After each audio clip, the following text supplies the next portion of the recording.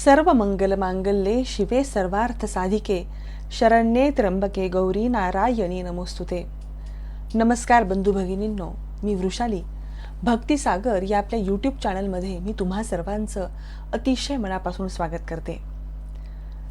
दिवाळी ही अत्यंत आनंदामध्ये जल्लोषामध्ये तुम्हा सर्वांची साजरी झालेलीच असेल मला खात्री आहे.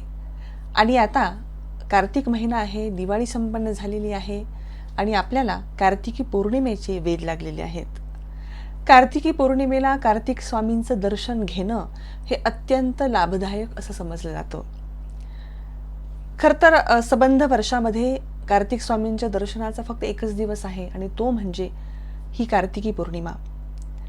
दरवर्षी कार्तिकी पौर्णिमेला कृत्तिका नक्षत्रावर कार्तिक स्वामींचं दर्शन घेतल्याने लक्ष्मीची प्राप्ती होते आणि त्याचप्रमाणे आपल्या मनातल्या ज्या काही मनोकामना आहेत त्या सुद्धा पूर्ण व्हायला या दर्शनाने मदत होते. आता कार्तिक स्वामींचं दर्शन कसं घ्यायचं, तर सर्वप्रथम आपल्याला शुचिर्भूत व्हायचं आहे, म्हणजे स्नान करायचं आहे, स्वच्छ कपडे परिधान करायचे आहेत. त्यानंतर पांढरे फुलं, सुगंधित फुलं असले तर उत्तम, उदबत्ती, श्रीफळ, पांढरे पेढे किंवा बत्तासे सुद्धा चालतील. अशा प्रकारचं साधन हे आपल्याला पूजेसाठी दर्शनासाठी घ्यायचं आहे आणि त्यानंतर आपल्याला स्वामींचं दर्शन घ्यायचं आहे. खरं तर हे झालं म्हणजे कुठल्याही देवाची कुठल्याही देवतेची दर्शन हे फक्त दोन्ही हात जोडून घेतलं तरी सुद्धा चालतं, परंतु तरीसुद्धा शास्त्रामध्ये असे काही विधी सांगितलेले असतात की तसं जर आपण दर्शन घेतलं शास्त्रशुद्धरित्या तर ते जास्त फलदायक आपल्याला ठरू शकतं. सपत्नीक दर्शन घेतलं तर फार उत्तम आहे. पती पत्नींनी दोघांनीही कार्तिक स्वामींचं दर्शन घ्यायचं आहे. त्यामुळे लक्ष्मीची प्राप्ती, लक्ष्मीची कृपा ही येणारं संबंध वर्षभर आपल्यावर राहते. व्यवसायामध्ये, नोकरीच्या ठिकाणी आपल्याला आपली प्रगती होते, आपलं उत्पन्न वाढतं. लक्ष्मी प्राप्तीचे जे काही मार्ग आहेत ते मार्ग खुले होतात कार्तिक स्वामींच्या दर्शनाने आणि इतरही अनेक प्रश्न हे मार्गी लागतात. कुमारिका सुद्धा कार्तिक स्वामींचं दर्शन हे घेऊ शकतात.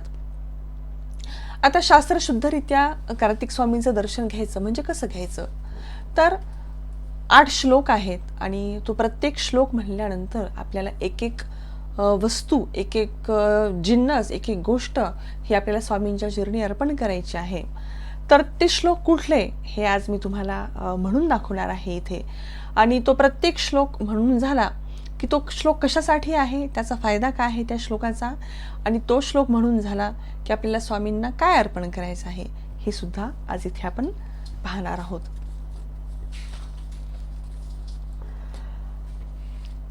दर्भ, जानवे, 28 रुद्राक्षांची माळ, पोवळं, गुंजभर सोनं, गुंजभर म्हणजे अगदी इतकंसं सोनं घ्यायचंय. हे सर्व साहित्य आपल्याला घ्यायचं आहे आणि एक एक श्लोक म्हणायचा आहे. तो श्लोक कुठला आणि त्या श्लोकाचा फायदा काय आहे हे सुद्धा पहा. पहिला श्लोक, कमंडलूर जलार्पूर्णः स्वर्णगर्भः सुलक्षणः अर्पितस्ते महासेन प्रसन्नानेन मे भव. या श्लोकाने आपल्याला पाण्याचा काठोकाठ भरलेला आणि त्यात थोडंसं सोनं घातलेला कमंडलू हा स्वामींच्या चरणी अर्पण करायचा आहे. दुसरा श्लोक, ब्रह्मसूत्रम महादिव्यम प्रीतये ते मयार्पितम ब्रह्मजन्मास्तु मे देव ब्रह्मसूत्र समर्पणात. या श्लोकानं आपल्याला जानवं अर्पण करायचं आहे. आपल्याला पुढचा जन्म हा चांगल्या कुळामध्ये लाभावा, चांगल्या सुसंस्कारी घरामध्ये आपल्याला जन्म लाभावा यासाठी हा श्लोक आहे आणि हा श्लोक म्हणून आपल्याला स्वामींच्या चरणी जानवं अर्पण करायचं आहे. तिसरा श्लोक, गोमती तीर संभूता गोपी वापी समुद्भवा मृदर्पिता मया तुभ्यम ब्रह्मजन्माप्तये गृह. या श्लोकाने चंदन व्हायचं आहे. उपवीतानि शुभ्राणी पवित्राणी शिवात्मज पुरतस्तेर्षयाम्यद्य प्रसादार्थ तव प्रभो. या श्लोकाने आपल्याला पोवळं अर्पण करायचं आहे. तिलहा काशंप संभूता स्थिलः पापदृशः स्मृता पादयोरर्पितास्तेद्य सर्वापाप्यनुत्तये. सर्व पापे दूर होण्यासाठी या श्लोकाने आपल्याला कार्तिक स्वामींच्या चरणी पांढरे तीळ अर्पण करायचे आहेत. दर्भा ब्रह्ममया विष्णू स्वरूपा रुद्र रूपिणः प्रीत्यर्थ तव देवेश त्यस्ताः पादतले मया. या श्लोकाने दर्भ अगर कुश हे कार्तिक स्वामींच्या चरणावर आपल्याला अर्पण करायचे आहेत. अष्टाविंशती संख्यांके रुद्राक्षे योंजिता मया अर्पिता तव हस्ते च गृहान तुरसैन्यय. या श्लोकाने 28 रुद्राक्षांची माळ अथवा दर्भ हा आपल्याला कार्तिक स्वामींना पाहायचा आहे. सुवर्ण मुक्तमम लोके भुक्ती मुक्ती प्रदम तथा अर्पितम तव देवेश दैन्याज्ञानापनुत्तये.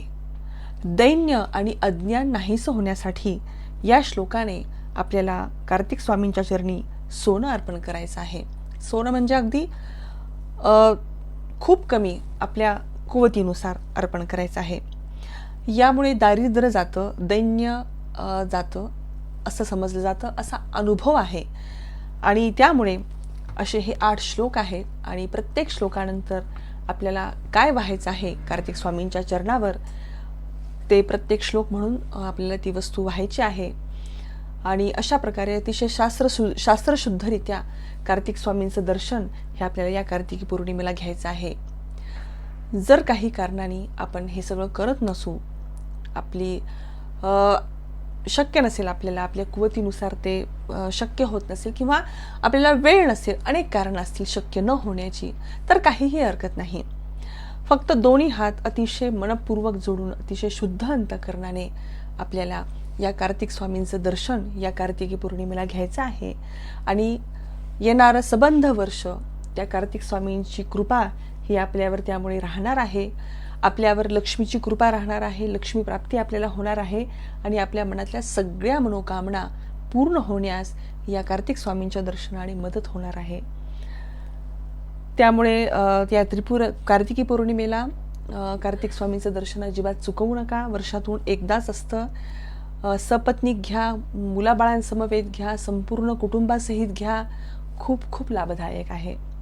भेटूया अशा नवनवीन माहितींसोबत पुढच्या भागांमध्ये. तोपर्यंत धन्यवाद. जय जगदंब.